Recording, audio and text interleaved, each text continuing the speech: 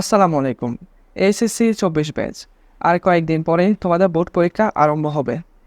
আজকের এই ভিডিওতে বোর্ড পরীক্ষা রিলেটেড যাবতীয় গাইডলাইন, তোমার পরীক্ষার আগে রিভিশনের স্ট্র্যাটেজি, পরীক্ষা চলাকালীন যে স্ট্র্যাটেজি এবং তোমার এক্সাম চেকলিস্ট প্লাস আরও কিছু অন্যান্য গুরুত্বপূর্ণ বিষয় নিয়ে আজ এই ভিডিওতে আলোচনা করা হবে, যাতে একটি সুন্দর ও সেরা প্রিপারেশন নিয়ে তুমি পরীক্ষার হলে যেতে পারো। এক্ষেত্রে আমার সমস্ত পরামর্শ বা গাইডলাইন সবগুলো এই 5টি পয়েন্টের মাধ্যমে আলোচনা করব। প্রথম হলো রুটিন প্লাস প্ল্যান। এক্ষেত্রে এইটি সবচেয়ে গুরুত্বপূর্ণ বিষয়, কারণ রুটিন তোমাকে বলে দেয় তোমার পরীক্ষা কোন দিন, কয় তারিখ, কখন হবে। তাহলে এক্ষেত্রে প্রথমে যে বিষয়টি মাথায় রাখতে হবে, রুটিন। যে রুটিনটি আমাদের দেওয়া হবে, এই রুটিনটি প্রথমে আমাদের প্রিন্ট আউট করে ফেলতে হবে। অর্থাৎ এই রুটিনটি প্রিন্ট করে তুমি তোমার স্টাডি টেবিলের সামনে টাঙিয়ে দিবে, যাতে তুমি যখন পড়তে বসবে তখন তোমার চোখের সামনে যাতে রুটিনটি থাকে। এটি কেন করতে বললাম? এখানে আমরা যে ভুল করি, আমরা মোবাইলে জাস্ট ছবিটা বা পিডিএফ ডাউনলোড করে রাখি এবং পরীক্ষার আগে ওখান থেকে দেখে পরীক্ষা দিতে চাই। এটা ওকে, কিন্তু এখানে অ্যাক্সিডেন্ট হওয়ার সম্ভাবনা সবচেয়ে বেশি।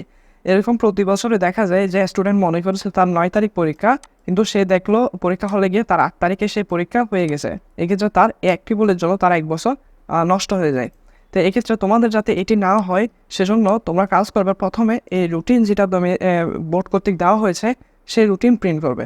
সেই রুটিন প্রিন্ট করে তোমার স্টাডি টেবিলের সামনে টাঙিয়ে দিবে। এবং এতটুকুতে নয়, বরং তোমার ধরো এখানে 3টা সাবজেক্ট রয়েছে, ঠিক আছে? তো এক্ষেত্রে ধরো তুমি কমার্সে, তাহলে তুমি একটা মার্কার নেবে, মার্কার নিয়ে জাস্ট এখানে যে হিসাব বিজ্ঞান রয়েছে সেখানে এটা দাগিয়ে দিবে তারিখ, এবং এটি দাগিয়ে দিবে। কারণ এখন আমরা যেহেতু একটা যে মাসে আমরা প্রবেশ করবো এই জুলাইতে এবং অগস্টে, তুমি অনেক চাপে থাকবে। এখন এটা অনেক সময় চোখে নাও পড়তে পারে। হ্যাঁ, যদিও এটা অনেক গুরুত্বপূর্ণ বিষয়, তাও আমি এখানে বলছি এখানে অ্যাক্সিডেন্ট হওয়ার সম্ভাবনা রয়েছে বলে আমি এটা বলছি। তাই এক্ষেত্রে এই 3টা সাবজেক্টের মধ্যে তোমার যে সাবজেক্ট পরীক্ষা থাকবে সেটা মার্ক করে দিবে। এবার প্রতিটি সাবজেক্ট আমিও এভাবে করেছিলাম, জাস্ট এটা মার্ক করে দেবে হাইলাইটার দিয়ে। ধরো এখানে এরপরে এখানে উৎপাদন ব্যবস্থা রয়েছে দাগিয়ে দিবে, এখানে অর্থনীতি রয়েছে একটু দাগিয়ে দিবে। এভাবে তোমার যে সাবজেক্টগুলো রয়েছে সেগুলো দাগিয়ে দিবে, এবং সেগুলো কোথায় থাকবে? তোমার টেবলের সামনে থাকবে। আচ্ছা, এটা হলো প্রথম বিষয়। এখন এটার সাথে প্ল্যান কীভাবে কানেক্টেড সেটা বলি। এখন তোমাকে প্রথমত রিভিশন প্ল্যান এখন থেকেই করতে হবে। কীরকম দেখো, ধরো তুমি 30 তারিখ বাংলা পরীক্ষা দিয়ে আসবে, এরপরে তোমার 2 তারিখ বাংলা দ্বিতীয় রয়েছে। মাঝখানে যে সময় রয়েছে, মাঝখানে অ্যারাউন্ড 1.5 অর্থাৎ 1.5 দিন সময় রয়েছে। তাহলে এই 1.5 দিন সময় তুমি কীভাবে কাজে লাগাবে? 1.5 দিন সময় বলতে, দেখো তুমি যখন 30 তারিখ পরীক্ষা দিয়ে আসবে, তুমি সেদিন রাতে পড়তে বসবে, 1 তারিখ সকালে পড়তে বসবে, 1 তারিখ রাতে পড়তে বসবে, 2 তারিখ তো কোনো পড়া হবে না। তাহলে এই 3বার তোমার সেশন হবে। পড়ার সেশন কয়টা? 3টা। এখন এই 3টা সেশনে তুমি কী পড়বে, এটা প্ল্যান কিন্তু এখন থেকে করে রাখতে হবে। এখন অনেকে বলবে প্ল্যানের একটা নমুনা দেন। তাহলে এই ক্ষেত্রে নমুনাটা দেখো আমি কীরকম করেছিলাম। ধরো তুমি বাংলা প্রথম তুমি পরীক্ষা দিয়ে এসেছো, তোমার 2 তারিখ হচ্ছে বাংলা দ্বিতীয় পরীক্ষা। তাহলে এক্ষেত্রে প্রথমে তুমি যখন বাংলা প্রথম বছর পরীক্ষা দিয়ে এসে রাতে যখন পড়তে বসবে, তো এক্ষেত্রে তুমি বাংলা দ্বিতীয় যে টপিকগুলা তুমি একটু কঠিন লাগে, সেই টপিকগুলোকে তুমি সিলেক্ট করবে। এবং যে রিটেন পার্টে যেমন অনেকের প্রতিবেদনের ফরম্যাট নিয়ে একটু সমস্যা হয়, যেটা আমার হতো, এবং যে টপিকগুলো নিয়ে রিটেন পার্টও সমস্যা রয়েছে সেগুলোকে সিলেক্ট করবে। সেগুলো সিলেক্ট করে তুমি চেষ্টা করবে সেগুলোকে রাতে পড়ে ফেলা। অর্থাৎ কঠিন টপিকগুলো কখন পড়বে? রাতে পড়বে। এরপর পরের দিন সকালে মূলত সহজ টপিকগুলো পড়বে। তাহলে এতটুকু করলে 2 সেশনে কিন্তু তোমার আশা করি বাংলা দ্বিতীয় রিভাইজ হবে।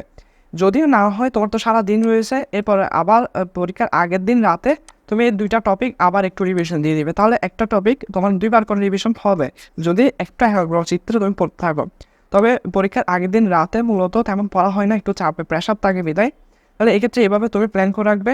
এক্ষেত্রে তো এই প্ল্যানটা সহজ করার জন্য আমি কিন্তু কী করেছিলাম, একটা খাতা নিয়েছিলাম। একটি খাতা নিয়ে ধরো বাংলা দ্বিতীয় সিলেবাস, আমি এখানে বাংলা দ্বিতীয় হেডলাইন দিয়ে জাস্ট আমি বাংলা দ্বিতীয় যে সিলেবাস রয়েছে সেটা আমি লিখে ফেলেছিলাম। এখন আমি সিলেবাসের মধ্যে আমি দাগ দিয়ে রেখেছিলাম কোনটা আগের দিন পড়বো, কোনটা আগের দিন পড়বো, এবং সেগুলো সেভাবে শেষ করে একটা ঠিক মার্ক দিলাম। এবার দিলে কী হয়, তোমার পড়াগুলো গোছানো থাকে বিদায়, আর পরীক্ষার এত প্রেশারের মধ্যেও তোমার সবগুলো অগোছালো লাগবে না। তাহলে আমরা রুটিন দেখবো, প্রথমে রুটিনটা প্রিন্ট করে রাখবো, এবং সে অনুযায়ী আমরা কীভাবে প্ল্যান করব। এখন দেখো তোমার স্ট্র্যাটেজি কীরকম হওয়া উচিত। যেমন এক্ষেত্রে যেখানে 1.5 দিন সময় থাকে সেখানে প্ল্যানগুলো ঠিক একই রকম হয়। আবার এখানে গিয়ে যখন খুব বিশাল একটা গ্যাপ থাকে, যেমন তোমার হিসাব বিজ্ঞান দ্বিতীয় পরে আই থিঙ্ক এখানের মধ্যে পরীক্ষা রয়েছে, তাহলে একটা বিস্তার যে সময় রয়েছে এখানে প্রায় 10 দিন মতো সময় রয়েছে। এই 10 দিন সময়ের প্ল্যান কিন্তু আমরা সাধারণত মূলত অনেকগুলো চ্যাপ্টার, কিন্তু 4টা চ্যাপ্টার রিভিশন দিতে হবে, তোমাকে সেভাবে বানাতে হবে। এখন এখানে রুটিনের একটা তো আমি স্যাম্পল দিয়ে দিয়েছি, এক্ষেত্রে তোমরা যেভাবে পড়তে ইচ্ছা করে তোমরা সেভাবে পড়বে। তবে এরপরে আরেকটা বিষয় মাথায় রাখবে, পরীক্ষার আগে রাতে চেষ্টা করবে সাজেশন ভিত্তিক পড়ার, অর্থাৎ নতুন কোনো পড়া পড়তে যাবে না, এবং যে টপিকগুলো কঠিন লাগে সেগুলো ধরো একটু মানে কম পড়ে, যেগুলো বেশি পারো সেগুলো পড়ে যাবে। আর সবচেয়ে বেশি যে বিষয়টা মাথায় রাখবে, যেখানে যেমন ইংলিশ প্রথম বছরের ক্ষেত্রে ফ্লো চার্ট বলো বা সামারি বলো বা আদার্সগুলো একটু হাতে লিখে প্র্যাকটিস করে যাওয়ার চেষ্টা করি, যাতে পরীক্ষার হলে আবার ফরম্যাট বা কীভাবে লিখতে হয় এটা নিয়ে যাতে সমস্যা পড়তে না হয়। এক্ষেত্রে আর সিকিউ আর এমসিকিউগুলো ভালোভাবে পড়ে গেলে হবে। আর সিকিউ এমসিকিউগুলো কোনগুলো সাধারণত 2015 সাল থেকে 2023 সাল পর্যন্ত যত বোর্ড কোয়েশ্চেন রয়েছে সেগুলো সিকিউ এবং এমসিকিউগুলো পড়লে তোমার যথেষ্ট প্রিপারেশন হবে, এবং আমি বলে রাখি সেখান থেকে 60% অ্যাবাভ কমন পড়বে, এবং ক্ষেত্র বিশেষে সেটা 60 থেকে 90% পর্যন্ত কমন আসবে। তবে এখান থেকে আসবে যে তা নয়, মানে 15 সাল থেকে যে 2023 সাল পর্যন্ত থেকে এখান থেকে কমন আসবে তা নয়, বরং এখানে যে টপিকগুলো থেকে প্রশ্ন এসেছে সেই টপিকগুলো থেকে এখানে আসবে। অর্থাৎ 2015 সাল থেকে 2023 সালের মধ্যে যে প্রশ্নগুলো রয়েছে সেখান থেকে হুবহু কোনো প্রশ্ন এখানে আসবে না, তবে সেগুলো যে টপিক থেকে প্রশ্নগুলো তৈরি করা হয়েছে সেই টপিকগুলো থেকে আবার রিপিট হওয়ার সম্ভাবনা অনেক বেশি। আবার এক্ষেত্রে এটা মনে করিও না যে এখান থেকে কমন চলে আসবে, না, এক্ষেত্রে হুবহু কমন কোথাও আসবে না। এটা এইচএসসি পরীক্ষা, এটা এসএসসি বা অন্য পরীক্ষা রয়েছে হুবহু আসার সম্ভাবনা রয়েছে, আজকাল তো এসএসসিতেও আসে না। এক্ষেত্রে টপিক কমন আসবে এটা শিওর। তাহলে এতটুকুর মধ্যে আমরা রুটিন আর প্ল্যান এই বিষয়ে বুঝেছি।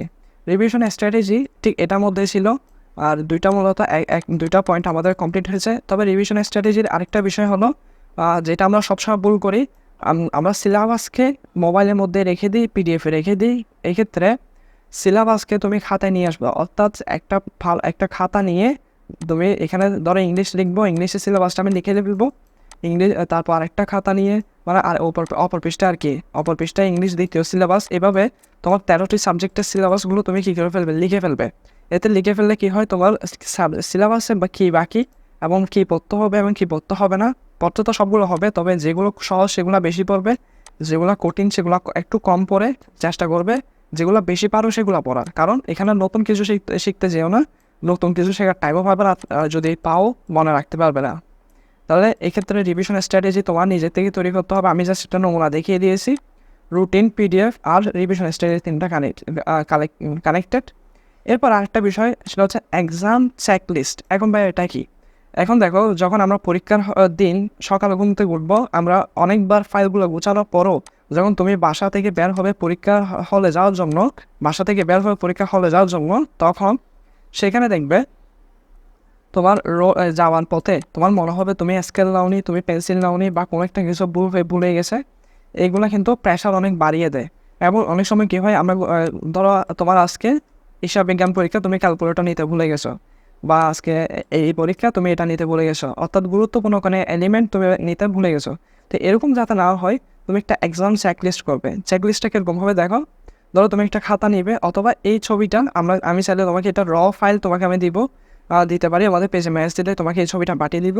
তাহলে এক্ষেত্রে এই চেকলিস্টটা তুমি একটা চেকলিস্ট বানাবে, অর্থাৎ এটা একটা পৃষ্ঠায় লিখলেও হবে, লিখে টাঙ্গাই দিব, অথবা এটা প্রিন্ট করে নিয়ে ছবিটা, এটা পরীক্ষা হলো যেদিন পরীক্ষা হবে সেদিন সকালে ঘুম থেকে উঠে দেখবে এক্সাম অ্যাডমিট কার্ড নিয়েছো কিনা।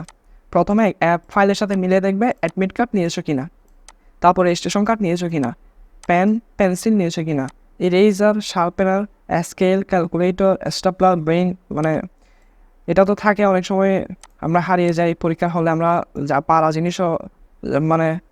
পারা জিনিসও ভুলে যাই। তো এটা যাতে না হয় সেজন্য একটু মাইন্ড ফ্রেশ রাখবে।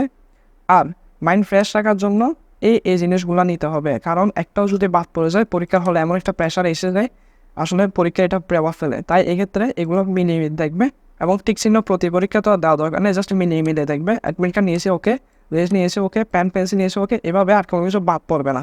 তো এইভাবে কোনো কিছু জিনিস ভুলে যাওয়ার সম্ভাবনা কম পড়বে। তাহলে এরকম একটা এক্সাম চেকলিস্ট এই ভিডিওর পরে বানিয়ে নাও। এরপরে যে জিনিসটা আসবে কনফিডেন্স আর সিলেবাস প্রেশার, এই দুইটা একটার সাথে কানেক্টেড। একটা বিষয় মাথায় রেখো, আমরা যখন এইচএসসি পরীক্ষা দিয়েছিলাম তখন মনে হয়েছিল এইচএসসি পরীক্ষা চেয়ে কঠিন পরীক্ষা আর নেই। দিতে দিতে এখন অ্যাডমিশন পরীক্ষাও দিয়ে দিয়েছি, এখন অ্যাডমিশন পরীক্ষাও শেষ। তাহলে এক্ষেত্রে কোনো কিছু আসলে কঠিন নয়, বরং এটা করার আগে মনে হয় এটা কঠিন, কিন্তু করে ফেলার পরে মনে হবে এটা সহজ। তোমরা যখন এসএসসি পরীক্ষা দিতে গিয়েছিলে তখন মনে হয়েছিল এসএসসি অনেক কঠিন পরীক্ষা, কিন্তু তোমরা পার করে কলেজে এসেছো, কলেজের পরীক্ষাগুলো পার করে এখন এইচএসসিতে যাবে। তবে যারা কলেজে পরীক্ষা পার করে এসেছো তাদেরকে একটা বিষয় মাথায় রাখা দরকার, কলেজের পরীক্ষা থেকে এইচএসসি পরীক্ষা কিন্তু সহজ, কলেজে অনেক কঠিন হার্ড প্রশ্ন করে, এর তুলনায় এইচএসসিতে কিন্তু একটু সহজ করে, তুলনামূলক প্রশ্ন সহজ করে। আর সিলেবাস প্রেশারের মধ্যে বোর্ড পরীক্ষায় A+ পাওয়ার জন্য যে 100% সিলেবাস কমপ্লিট করতে হবে তা নয়, এটা ভুল। তোমার যদি মিনিমাম সিলেবাস কমপ্লিট থাকে এবং 7টা সৃজনশীল লেখার অর্থাৎ ফুল আনসার করার মতো অ্যাবিলিটি থাকে, তাহলে এক্ষেত্রে তোমার A+ আসবে। এক্ষেত্রে আমার সময় আমি তো শর্ট সিলেবাস থেকে 2টা চ্যাপ্টার এরকম বাদ দিয়েছিলাম ম্যানেজমেন্টে। তো এই ক্ষেত্রে তবুও আমার ম্যানেজমেন্টে কি আসে, A+ আসে। এটা একটু উদাহরণস্বরূপ বললাম। অর্থাৎ হার্ড সিলেবাস যে 100% কমপ্লিট হতে হবে তা নয়, তবে একটা মানে একটা স্ট্যান্ডার্ড লেভেলের সিলেবাস যাতে শেষ হয়, যাতে 7টা সৃজনশীল অর্থাৎ ফুল আনসার করার মতো অ্যাবিলিটি থাকে, এভাবে হলে A+ আসবে। তবে যাদের 1-2টা অধ্যায় বাকি রয়েছে এগুলো নিয়ে টেনশন করার দরকার নেই, এগুলো না পড়লেও হবে। অর্থাৎ এগুলোর বিকল্প, কারণ তোমাদের যেহেতু সিলেবাস সংক্ষিপ্ত, তাহলে একটা চ্যাপ্টার থেকে তোমার 2টা বা 3টা প্রশ্ন আসার সম্ভাবনা রয়েছে, ক্ষেত্র বিশেষে এক এক সাবজেক্টে এক এক রকম আর কি। তাহলে এই ক্ষেত্রে তোমার যদি 100% এক্ষেত্রে সিলেবাসের যে প্রেশার 100% করে নেই কমপ্লিট, এটার যে প্রেশার থাকে, এগুলো প্রেশার রাখার দরকার নেই। যতটুকু করেছে অতটুকুই এনাফ, অতটুকু নিয়ে পরীক্ষা হলে যাবে এবং কনফিডেন্স নিয়ে পরীক্ষা হলে যাবে, দেখবে যে পরীক্ষা সব কিছু সহজ হয়ে যাবে। এই ক্ষেত্রে আরেকটা বিষয় এখানে অ্যাড নেই, তবে বলতে চাই টাইম ম্যানেজমেন্ট। অর্থাৎ 3 ঘন্টায় কীভাবে তোমার 3 ঘন্টা সময় পাবে, 3 ঘন্টার মধ্যে তোমাকে এমসিকিউ সলভ করতে হবে, আবার সিকিউ সলভ করতে হবে, আবার 2টা এমসিকিউটা আবার জমা নিয়ে নিবে, সিকিউটা সলভ করার পর আবার একটু রিভিশন দিতে হবে। আর যদি এটা ম্যাথ বেসিস সিকিউ হয় তাহলে এখানে তোমাকে এটা আবার ক্যালকুলেট করে একটু আবার রিভাইজ করতে হবে, যেটা আরও জটিল। তাহলে এই ক্ষেত্রে এতগুলো জিনিস তুমি 3 ঘন্টায় করবে কেমনে? তো এটার জন্য সামনে একটা ভিডিও আসবে ইনশাল্লাহ, কীভাবে 3 ঘন্টায় 7টা সৃজনশীল করবে, এক্ষেত্রে 2.5 ঘন্টায় 7টা সৃজনশীল করবে এবং 3 ঘন্টায় ফুল আনসার করবে। এটা নিয়ে একটা গাইডলাইন ভিডিও আসবে ইনশাল্লাহ। তোমরা আমাদের যারা পেজে রয়েছে এবং চ্যানেলে রয়েছে, তোমাদেরকে মানে অনুরোধ থাকবে যে আমাদের পেজ এবং চ্যানেলে তোমরা নিয়মিত থেকো এবং সেখানে ফলো দিয়ে রাখিও, যদি ফলো না থাকে, যদি সাবস্ক্রাইব করে রাখিও, যদি সাবস্ক্রাইব না থাকে আর কি। এক্ষেত্রে আরও কিছু ভিডিও আসবে। এছাড়াও তোমাদের বোর্ড পরীক্ষা নিয়ে যদি কোনো প্রশ্ন থাকে সেটা আমাদেরকে জানাতে পারো, আমরা দ্রুত এর সমাধান করার চেষ্টা করবো ইনশাল্লাহ। তাহলে তোমার জন্য শুভকামনা থাকবে, একটি ভালো পরীক্ষা দিবে ইনশাল্লাহ আশা করি। কোনো প্রেশার না নিয়ে যতটুকু বলেছো অতটুকুর উপর বেস করে, অতটুকুর উপর আস্থা রেখে পরীক্ষা দিতে যাও। তোমার পরীক্ষা ইনশাল্লাহ ভালো হবে। তোমার জন্য দোয়া রইল। আসসালামু আলাইকুম।